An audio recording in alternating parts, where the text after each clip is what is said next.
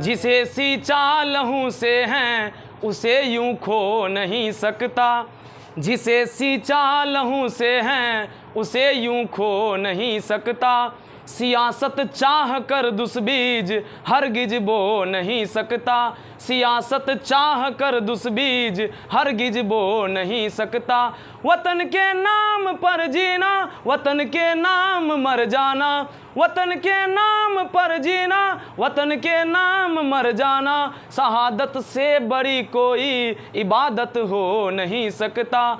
नमस्कार दोस्तों, मैं श्यामदेव कुमार आपके अपने YouTube channel Shyamdev learning hub में आप सभी का स्वागत करता हूं। दोस्तों, आज फिर आपके बीच जो बचा हुआ था भारत में चैप्टर का व्याख्या और अर्थ, वो आज लेकर के आया हूं। इससे पहले जो वीडियो बनाए थे उस वीडियो में हमने केवल भारत में चैप्टर का परिचय दिया था, पाठ परिचय दिया था। आज फिर आपको इसका अर्थ और इसकी व्याख्या दोनों में बताऊंगा। जो भी बच्चे 10th क्लास के हैं वे कृपया इस वीडियो को ध्यान से देखेंगे, ताकि आपका ऑब्जेक्टिव सब्जेक्टिव जो भी भारत में चैप्टर से रिलेटिव प्रश्न पूछे उसको आप बिल्कुल आसानी से हल करके आएँ एग्ज़ाम में।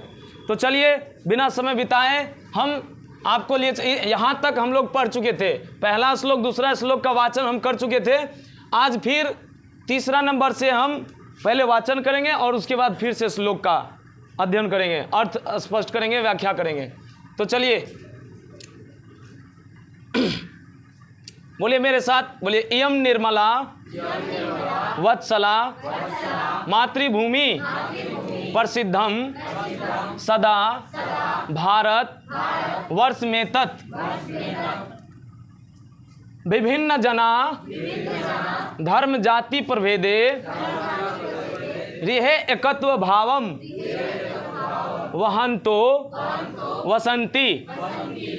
अगला है विशाल अस्मद्या धरा भारतीया सदा सेविता सागरे रम रूपा वनः पर्वतै निर्झरे भव्य भूति वहंतीर भीरेशा शुभा चापगाभी। चौ जो आप गाभी बराबर चाप गाभी होता है। आप इसको चौ आप गाभी भी बोल सकते हैं और चाप गाभी भी एक साथ बोल सकते हैं। अगला है, बोलिए मेरे साथ, बोलिए जगद गौरवम भारतम शोभनीयम सदा अस्माभि रे तथा पूजनीयम भवैद देशभक्ति समेषाम जनानाम परादर्श रूपा सदा आवर्जन्या। चलिए अब इसका अर्थ समझते हैं। इससे पहले आप इसका वाचन किए थे, आज हम स्टॉप नहीं पता है। गायंती का अर्थ होता है गाते हैं। गायंती का अर्थ क्या होता है? गाते हैं। देवा मतलब देवता गण, कई देवों को मिलाकर के जो गण बनता है उसको देवा कहते हैं संस्कृत में, यानी कि देवता गण। और कील मतलब निश्चय ही। और गीतकानी का अर्थ होता है गीत। गीतों को मतलब धन्यास्तु माने धन्य हो, अते माने वे सब, भारत भूमि भागे माने भारत भूमि भाग में वे लोग धन्य हों। इसका अर्थ हुआ कि वे लोग धन्य हैं जो भारत भूमि में पैदा लिए हैं।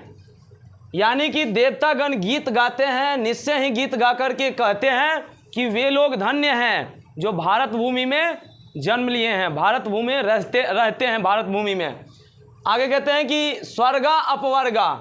स्वर्गा मतलब होता है स्वर्ग, अपवर्गा का अर्थ होता है मोक्ष। अस्पद मार्ग भूते, स्वर्गा अपवर्गा अस्पद मार्ग भूते का अर्थ हुआ कि स्वर्ग और नरक का रास्ता खुलना।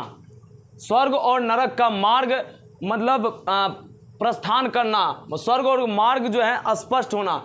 यानी कि लोग देवता कहते हैं कि यही वो धरती है जहाँ से स्वर्ग और नरक का मार्ग खुलता है।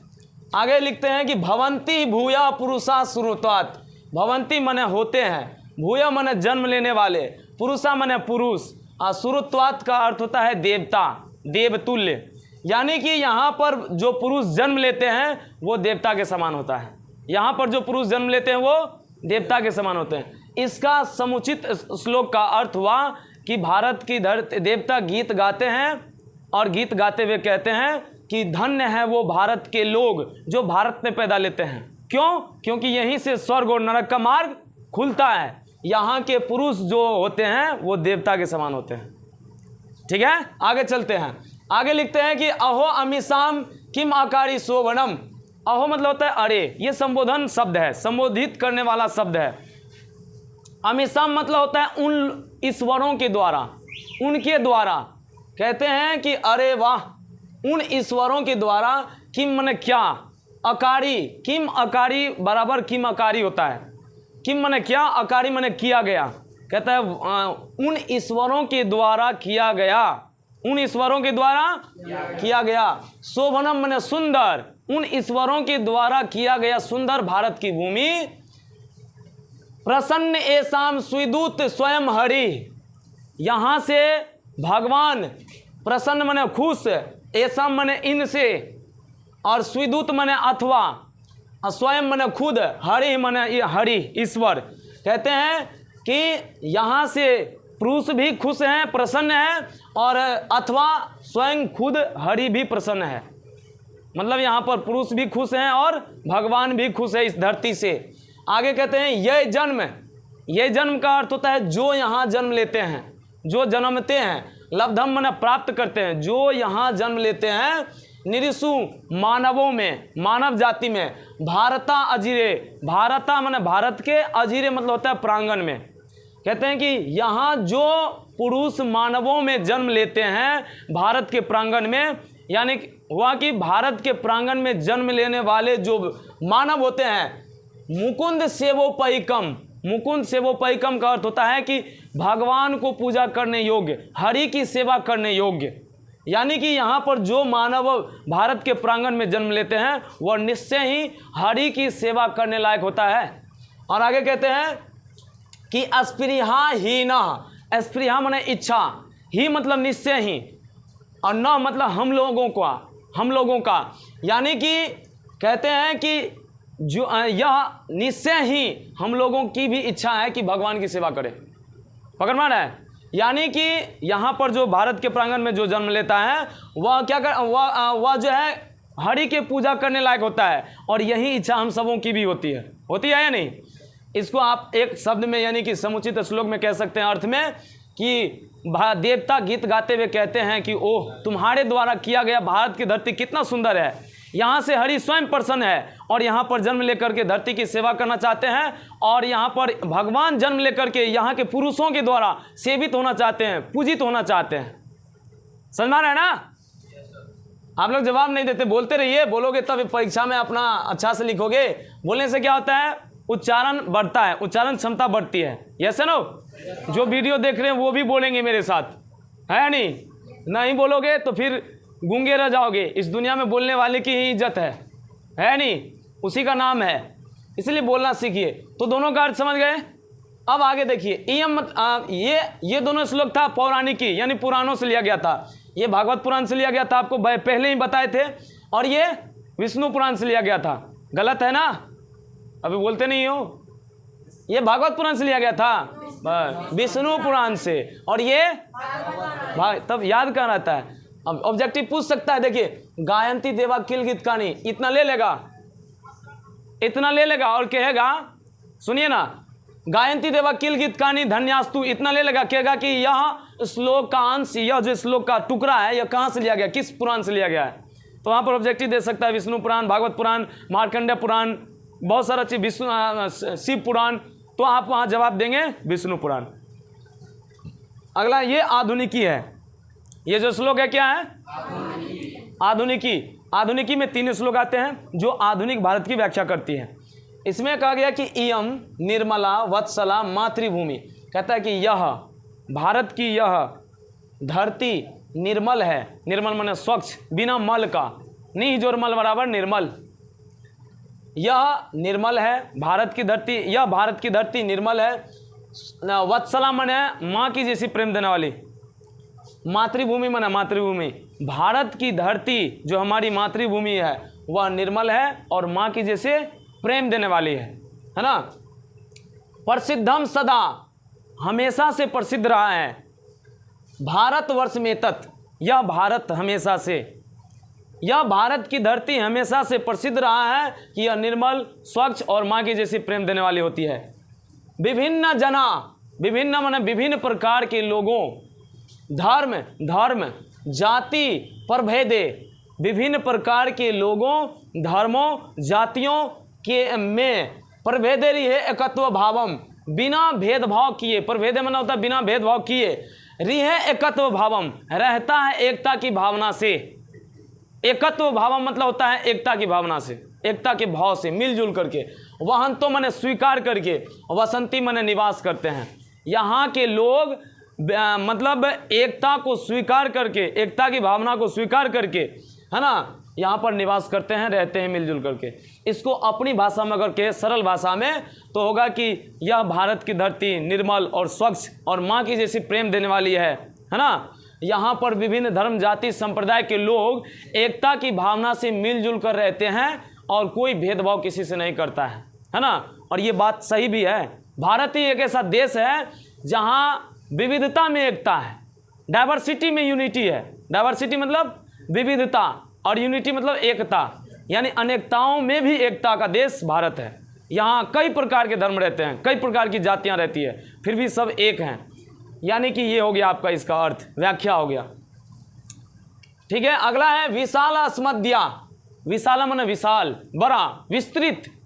अस्मद्या माने हमारी, धारा माने धारा, धरती, भारतीय माने भारत की। भारत की धरती विशाल धाराओं से है, विशाल धारा के समान है। भारत की धरती विशाल धारा वाली है ना। सदा सेविता, और हमेशा से सेवित है, हमेशा से पूजित है। सागरे रम्य रूपा, सागरों मतलब रमणीय सागरों से। भारत की धरती विशाल है और हमेशा से सागरों से क्या है, सेवित है। हमेशा से सागरों से क्या है, सेवित है। समझ रहे ना। मतलब देखिए, भारत की धरती तीनों तरफ से सागर है, जिसको आप प्रायद्वीप बोलते हैं। जिस भूमि, जिस स्थल की तीनों ओर जल हो उस क्षेत्र को क्या बोलते हैं, प्रायद्वीप। भारत प्रायद्वीप है, एक बड़ा प्रायद्वीप है। तो इसीलिए कहते हैं कि भारत की धरती विशाल और तीनों तरफ से सागरों से सेवित है।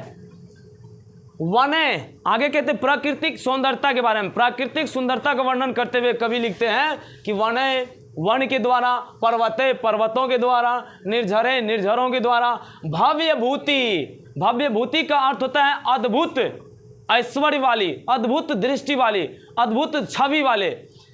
वहंती मतलब स्वीकार करते हैं। भीरेसा, ऐसा मतलब होता है ये, ऐसा मतलब ये।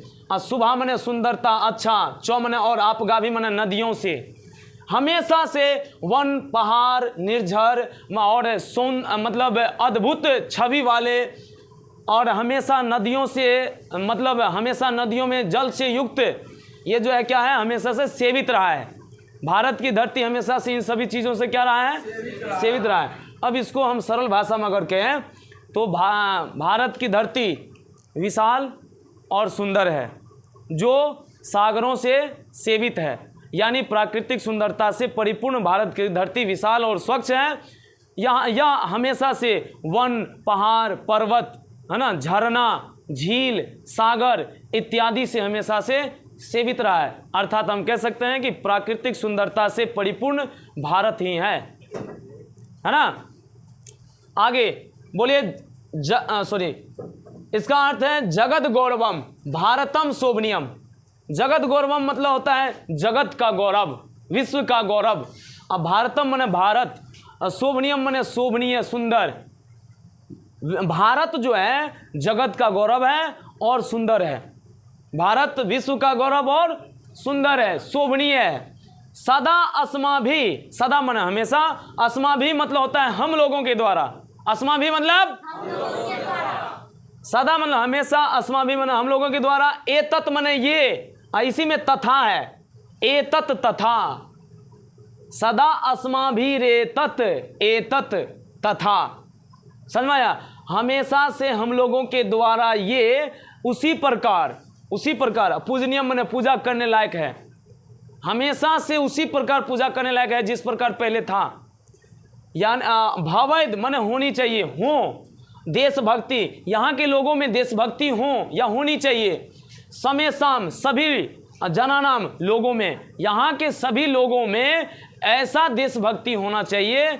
यह परादर्श रूपा, परा मतलब आप कह सकते हैं, परा मतलब श्रेष्ठ भी होता है और परा मतलब होता है दूसरे के लिए, दोनों ले सकते हैं। परादर्श रूपा, आदर्श रूपा, दूसरों के लिए आदर्श रूप स्वरूप, और सदा मन हमेशा आवर्जनीय मतलब आकर्षित करने वाली, हमेशा से आकर्षित करने वाली। यानी कि इसको अगर सरल भाषा में कहें तो होगा कि भारत की धरती विश्व का गौरव और सुंदर है, जो हम लोगों के द्वारा हमेशा से उसी प्रकार पूजनीय है। यहाँ के लोगों में ऐसी देशभक्ति होनी चाहिए जो दूसरों के लिए आदर्श स्वरूप हो और दूसरों को आकर्षित करने वाली हो। समझ में गया ना?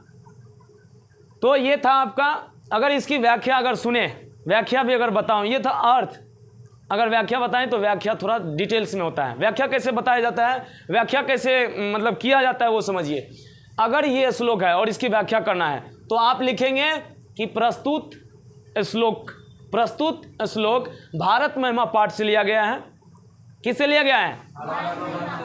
और विष्णु पुराण से लिया गया है।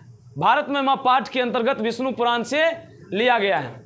इसमें ऋषि मुनियों ने भारत के पौराणिक स्थिति का वर्णन किए हैं और वर्णन करते हुए कहते हैं कि देवता गीत गाते हैं। बस वही श्लोक आप सेटिंग कर देना, उसमें ये बात लिखना है कि प्रस्तुत श्लोक जो है ना, भारत महिमा पाठ के अंतर्गत विष्णु पुराण से लिया गया है।